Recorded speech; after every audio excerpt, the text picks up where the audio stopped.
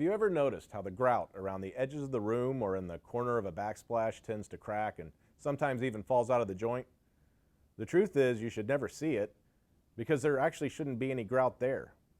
Industry standards published by the Tile Council of North America state that all perimeter joints and inside corner change of plane joints should be treated as movement joints. This means that the joints should not have any mortar or grout in them, and they should have a flexible and compressible backup strip pressed down into them so that a bead of flexible sealant can be applied on top. MAPEIUSA T and MAPEIUSA T Plus are available in all 40 grout colors and perfectly suitable for this application. Not only will these movement joints help you avoid cracked and crumbling grout around the edges, they can save you from even bigger headaches down the road. Please call us at 800-992-6273 or visit our website for more information.